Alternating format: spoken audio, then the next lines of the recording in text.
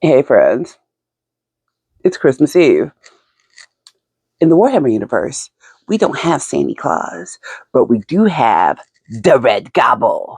So I'm going to attempt a Red Gobbo reading from the Red Gobbo collection. Gonna read the chapter called Seeing Red. No promises on how good this will be. This is my fourth attempt at recording this. It's just a different writing style that I'm used to, but the orcs are so fun, and this is for Mr. Claus, of course. Seeing Red. Thingwood knew what was coming next. After all, he had installed enough of the Claw's special Super Go Faster buttons on the vehicles brought in for custom jobs by knobs looking to get that little bit more performance out of their engines when heading for the enemy or trying to outdo their rivals in a strip race. He knew what that same button on Claw's armor was for. The mech raised one arm and slammed the inside of his forearm into his chest, activating the canister strapped to his ribs. It wasn't proper engine booster.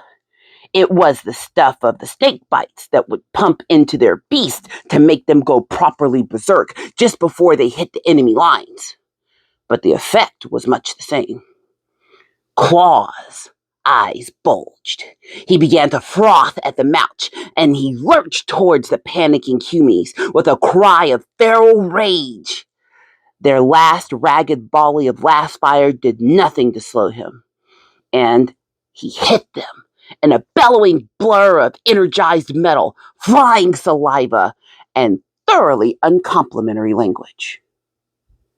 "Core!" Swick said, as half a Humie bounced off the ceiling and landed behind Claus with an expression somewhere between fear and chagrin. "The boss is a bit ticked off, isn't he?" "That's Fingwit's fault," Duzzik squeaked. "Blew up a bunch of stuff when he weren't meant to." The boss never needs a reason to be in a bad mood," Fingwit said stoutly. He slapped Duzzik around the head anyway, more on general principle than because he was worried Claus would hear and get angry with him all over again, since the mech was still slaughtering his way up the corridor. "Don't think them Humies shooting at him helped mind," Grubba opened, stroking the hair squigs on his chin as though it made him look smarter instead of entirely too full of himself. "They ain't doing very well, are they?" Flish said, as another head came sailing over his shoulders. "Given how many of them there are, or were," he added. "Don't know," Fingwit said slowly, squinting as he tried to get a good look. "I think they've got him with a couple of stabbers. Look, there's one in his leg." "And one in his back," Radek observed, then winced. "Ooh, right under the rib. That's gonna sting." "Do you suppose we should help?" Duzzik asked reluctantly. Fingwit eyed the ongoing scrap with the good calculating eyes of someone who had got very good at recognizing which way a fight was going to go. Mainly so he could be somewhere else if it started to spill in his direction. It looked as though Claus was going to finish his enemies off. And at least unless one of them Humies pulled off some sort of very unlikely heroics, but perhaps a little assistance now to make sure of it wouldn't hurt. It might be a close thing, but Claus was still probably a safer bet for Fingwit personally than a few injured and angry, scared Humies were. And besides, given they were all concentrating on the mech, they probably wouldn't even see the fingers coming. "All right, lads," he yelled, drawing his shank and waving it above his head inspiringly. "Let's stab him in the back." Grotz might not relish the thought of a fair fight against an enemy who knew they were coming, whereas most orcs, other than blood axes, yelled "Wah!" cries as they yelled. mainly to make sure that the gits they were facing were going the right way and didn't have any excuse not to put up a proper fight. But no self-respecting Grop would turn down a chance to stick something sharp into someone who wasn't paying attention and wouldn't have a chance to fight back. If that was an enemy, as currently defined by whatever warband said Grop belonged to, so much the better.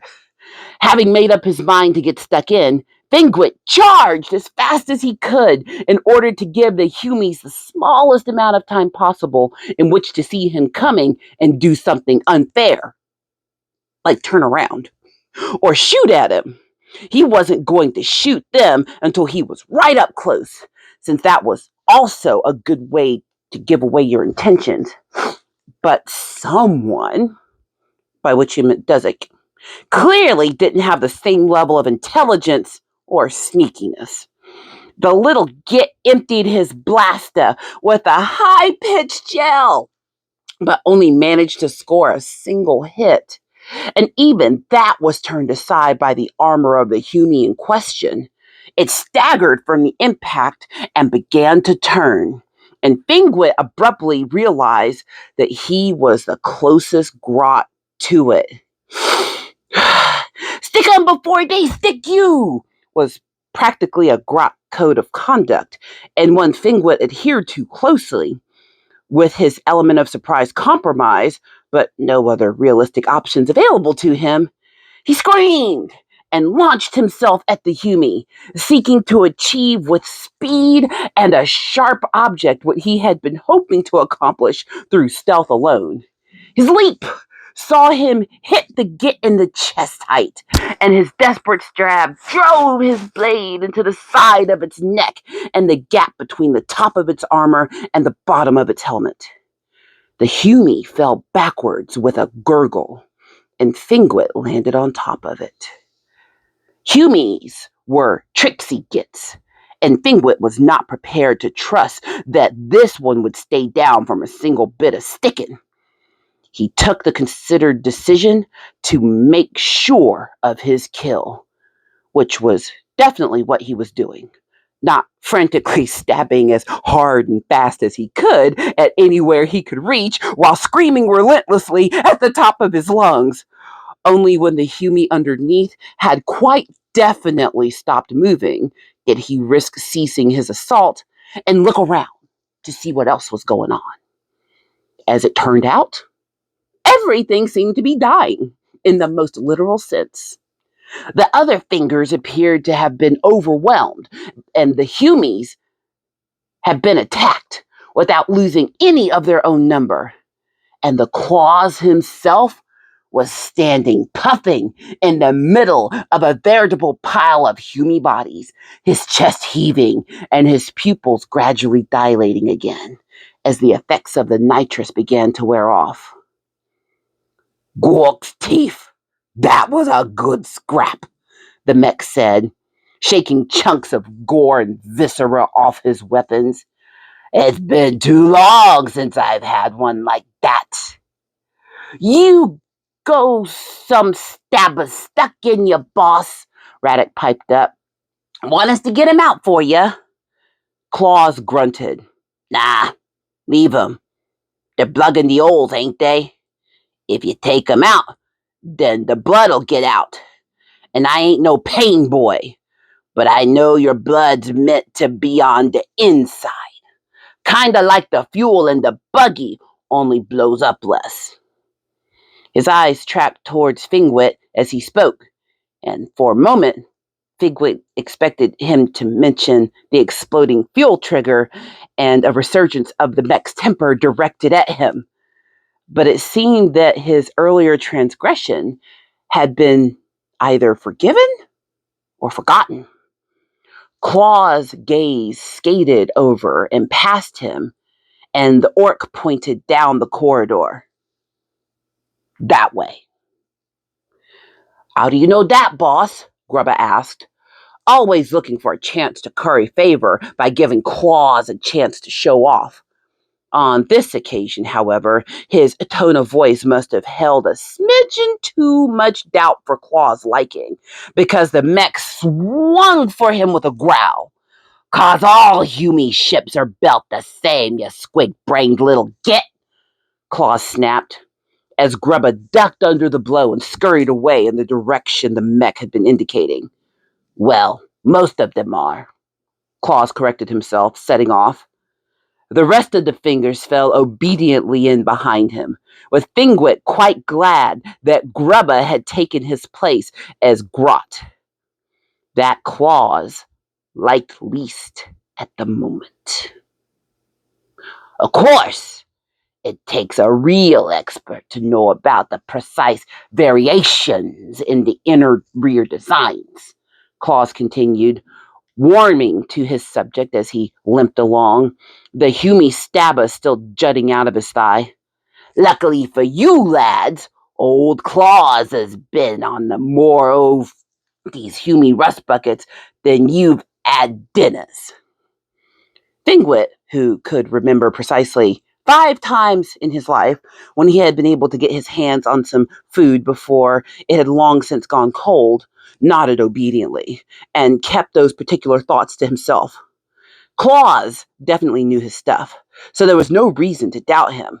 Besides, Fingwit himself had followed the mech onto a couple of Hume ships before now, and he reckoned he could probably find his way about reasonably well if he needed to. Claus was right. Say what you wanted about the Humes, but they liked straight lines, and most of their ships were just one thing, rather than a bunch of other ones welded together. They might lack the character of a proper orc cruiser, but you were less likely to find that the passage you were walking down suddenly ended at the exterior of what used to be another ship's hull. If you started going in one direction in a Hume ship, then you could probably keep going in that direction fairly well, so long as you could get through the doors, and, of course, any defenders who might object to you taking a walkabout in what way they assumed was their property. Doors were unlikely to be too much of a problem. The fingers had some explosive wisdom, and Radek was good at prizing panels open and poking around with wires until he achieved the desired result, or got half fried by a surge of electricity, either of which outcomes counted as a win so far as Fingwit was concerned. And if all else failed, you could sometimes get a Hume door open by pressing a dead one's hand or face into things. Even if it didn't work, it was still a good laugh for a while. "Now you see this thing here?" Claus said. He tried to point at a Hume sigil on the wall, but the arm he used was apparently not working properly at the moment, because he gave up after a second and used the other one instead. "Zogging thing. Anyway, that symbol mean we's on the wrong level. We needs to be..." He sucked in air through his teeth in a universal manner of an odd boy about to give an opinion on a subject on which he considered himself to be an expert. "About 4 levels down." "How we gonna get there, boss?" Duzzik squeaked. "Simple," Claus said. "We're gonna take the lifter." Fingwit wrinkled his brow. "They got a lifter dropper? And we're gonna nick it?" Fun, although that sounded, he wasn't sure how it was going to help them much.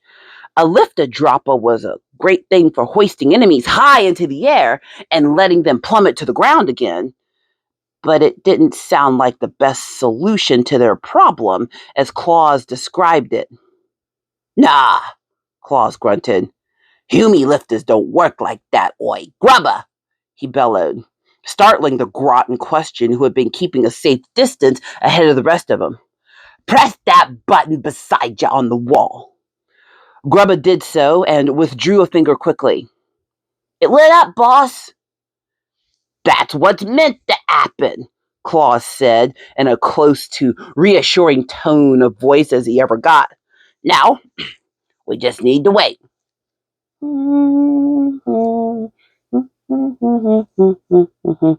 Ping! And there we go. The mech beamed as two parts of wall slid apart from each other to reveal what looked like a small room beyond. Everyone in. What's this, boss? Thingwit asked. There was not a great deal of space inside, especially when one of the party was Claws. Squick's elbow was jabbing him in the ribs, but he was curious despite himself. Woo! And what all these buttons for? Don't push 'em all, Claus ordered, but he was too late. Flish had already gleefully mashed his hand onto the panel, causing half a dozen of the buttons in question to light up. The doors in front of them slid shut, and the floor underneath them shifted upwards. Ear-zogging little git, Claus raged, making a grab for Flish. I said not to push 'em all. Now we're going the wrong way. Sorry, boss, Flish yelped, taking the only evasive action he reasonably could in such a confined space and darting between the mech's legs. Claus leaned over to try to grab him, missed, and then began to lumber around in a circle. You're gonna be more'n sorry when I get a hold of you. Claus reached out again, but only caught empty air as Flish dived onto the floor and rolled behind Squick. His partner in shiny object procurement wanted no part of it. However, and scraped out of the way, leaving Fish with nothing except a corner to wriggle fruitlessly into as Claus closed in on him. Gotcha! The mech exclaimed triumphantly, hoisting the struggling Grot up into the air with his good arm. You want to press all the buttons, do you? Go on then, press 'em with your face. He whirled around, ready to slam Flish into the panel and probably end his miserable life, just as, ping, the lifter came to a stop, and the doors slid open again to reveal a group of Humies whose expression rapidly shifted into mixtures of shock and terror at what was waiting for them. They scrabbled for their guns, their reflexes cramped by their panic, and Claus, who had been about to dash out whatever brains Flish's skull might contain, changed his aim with the casual ease of one to womb. Improvisation in combat was second nature. Flish flew into the air and collided with the face of the closest Humie, whose look of utter bafflement in the moment before it was nearly decapitated by a ballistic Grot was one of the funniest things Fingwit had ever seen in his life. The Humie went down like a drugged squiggoth, and if it had been alone, that would have been an end to the other one and the knife across its unresisting throat. And Squick and Flish, assuming he recovered from the impact, nicking anything shiny from its corpse. However, there were four others with it, and while Fingwit was not an expert in Humie clothes, they all had enough bits of sparkly metal pinned to their chests for him to recognize them as Humie bosses. Wounded or not, Claus was still the first to move. He lurched forward with a roar and reached out for the nearest Humie's throat. Then with the crackling blades of his power claw, "Get him, lads!" Fingwick yelped, because if there was one thing he knew, it was that Humie bosses were not necessarily any better at scrapping than the regular ones. It was one of the strange things about Humies, which he had never understood. Why would anyone do what someone else told them to unless they were worried about getting their head staved in if they didn't do it? Also, if there was another thing he knew, it was that he did not want to be stuck inside a confined space if any of the Humies had their equivalent of a stick bomb with them and thought to chuck it inside before the doors closed again.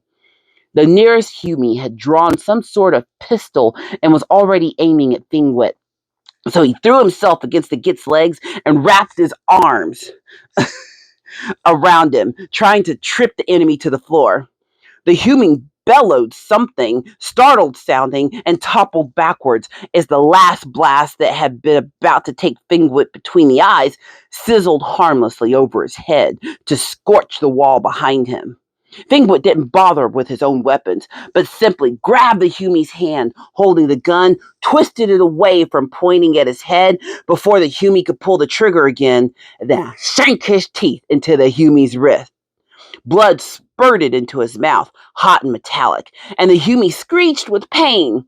Its other hand caught Thingwit a tremendous clout on the back of his head, but he had far worse from Claws simply for dropping a sprocket or over-torquing a drive chain, and he was able to keep his wits about him enough to twist the weapon free from the enemy's suddenly weakened grasp.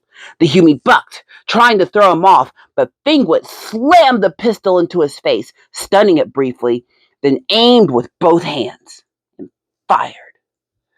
The weapon lacked any sort of satisfying recoil. And what was the point of a gun that didn't have recoil? How were you supposed to know if you fired the zogging thing if it didn't make much noise and didn't kick in your hand? But it blew a hole right through the Humie's head, efficiently enough, leaving the smell of burned bone and flash-charred meat in its wake. Thingwood spat out what he could of the Humie's blood. They really did not taste good. At least, not without being cooked properly. Give him a nice bit of fungus any day. The lack of other screams reaching his twitching ears clued him into the fact that the rest of the fight must have stopped.